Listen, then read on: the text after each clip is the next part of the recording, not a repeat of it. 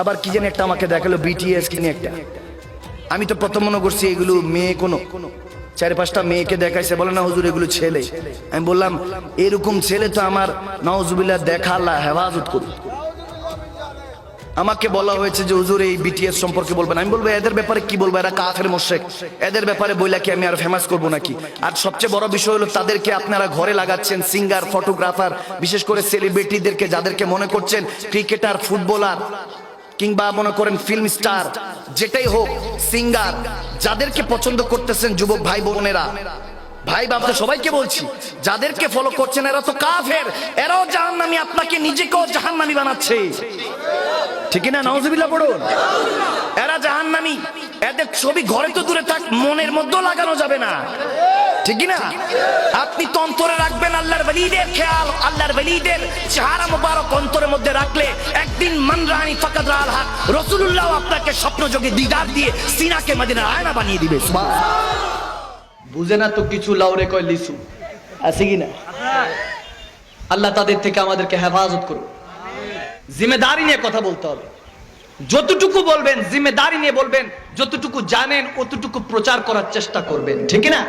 আমার নবী বলেছেন একটা কোরআনের আয়াত আরেকটা মুমিন মুসলমানের কাছে পৌঁছে দাও, তাহলে তোমার ওই ভাইটাও তোমার সাথে জান্নাতে থাকতে পারবে, ঠিক না?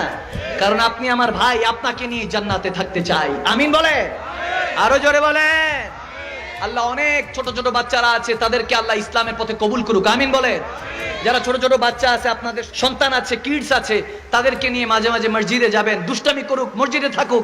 আজকের বাচ্চারা হয়তো বা মসজিদে দুষ্টামি করছে, আগামীকাল নামাজ পড়ে আপনার জন্য দোয়াও করতে পারে, ঠিক না?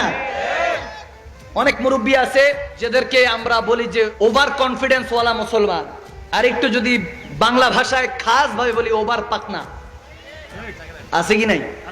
বাচ্চাদেরকে মসজিদ থেকে বের করে দেয়। আল্লামা ইকবাল রহমতুল্লাহ আলাইহি, ডক্টর আল্লামা ইকবাল অনেক বড় আল্লাহর ওলি সাহিত্যিক, তিনি বলেন যে যতক্ষণ পর্যন্ত বাচ্চারা মসজিদে আছে ততক্ষণ পর্যন্ত বোঝা যায় মুসলমান এখনো নিরাপদ আছে, এখন আল্লাহর পথে, রাসূলুল্লাহর পথে আছে। যখন বাচ্চারা আর মসজিদে যাবে না তখন বোঝা গেল ইসলাম ধ্বংসের পথে যাচ্ছে, ঠিক না? বাচ্চারা মসজিদে গেলে নিয়ে যাবেন, নামাজ যখন পড়তে যাবেন বাচ্চাদেরকে সাথে নিয়ে যাবেন, ঠিক না? ছোট ভাই থাকলে, সন্তান থাকলে নিয়ে যাবেন, নাতি থাকলে নিয়ে যাবেন, ছোট ছোট বাচ্চাদেরকে নিয়ে যাবেন, সুন্দর করে পাঞ্জাবি টুপি পরায় আতর লাগায় নিয়ে যাবেন।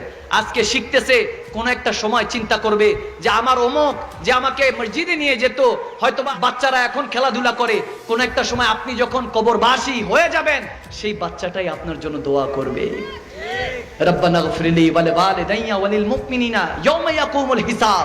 সেই বাচ্চাটাই আপনার জন্য দোয়া করে আল্লাহর কাছ থেকে ক্ষমা নিয়ে দিতে পারে, ঠিক না?